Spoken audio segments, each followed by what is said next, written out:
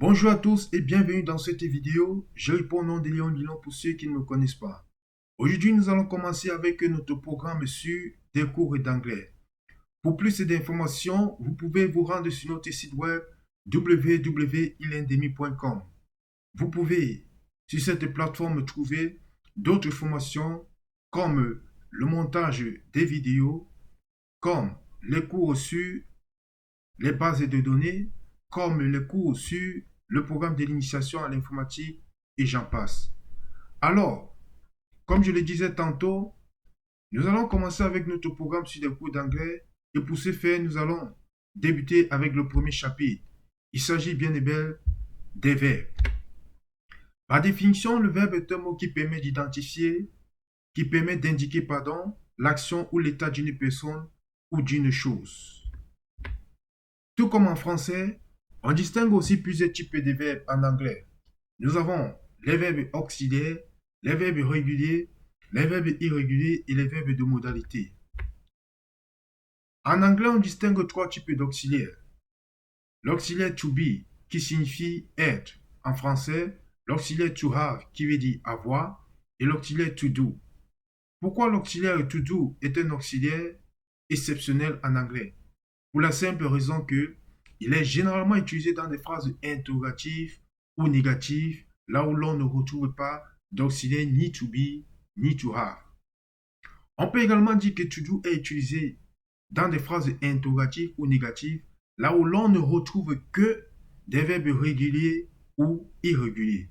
Nous aurons certainement l'occasion de revenir dessus un peu plus haut. Exemple.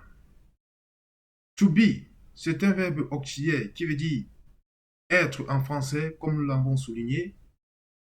I am a boy. Voici un exemple de phrase qui veut dire je suis un garçon en français. To have, I have a sister. J'ai une sœur.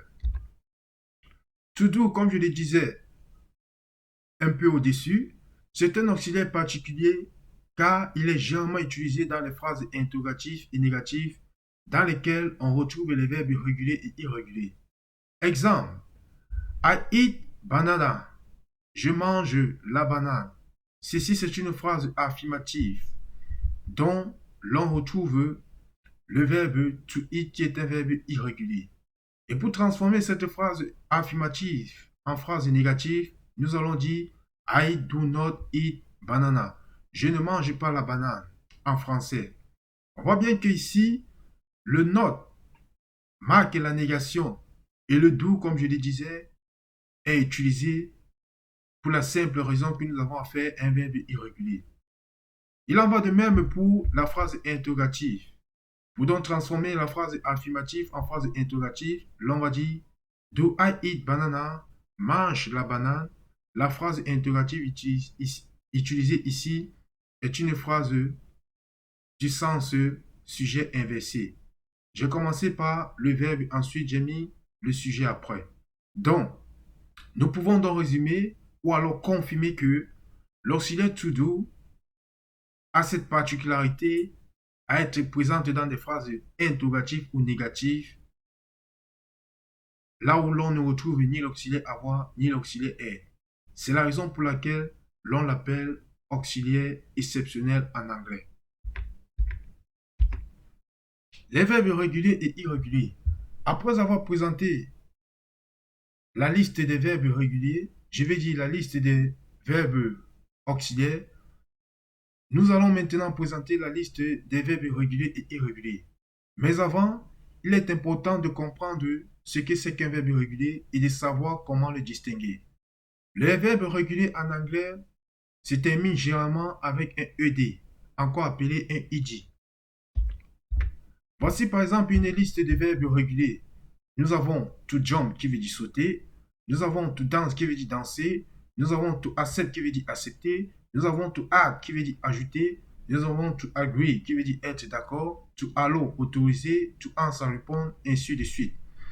Nous allons remarquer dans les deux colonnes de droite, la première colonne est le passé simple ou alors le past simple et la deuxième colonne est le participe passé ou le past participle. Ces deux colonnes des verbes réguliers ont tous à la fin une terminaison avec ED. Donc, en conclusion, nous pouvons dire que les verbes réguliers se terminent toujours avec ED, que ce soit le participe passé, que ce soit le past simple tense. Vous ne verrez jamais un verbe régulier se terminant avec une autre terminaison que ceux de la marque ED. Alors, nous avons également les verbes irréguliers. Contrairement aux verbes réguliers, les verbes irréguliers s'apprennent par cœur. Ils n'ont pas de terminaison fixe. Voici par exemple une liste des verbes irréguliers. Nous avons le verbe to eat que nous avons utilisé comme exemple un peu plus haut. To eat est un verbe irrégulier. Son past simple tense est eat et son participe passé est eaten. To beat est un verbe irrégulier. Son past simple tense est beat et son participe passé beaten. To bring, brought au past simple tense et brought au participe passé. To drink, nous avons drunk au past simple tense et drunk au participe passé. To write, nous avons wrote au past simple tense et written au participe passé.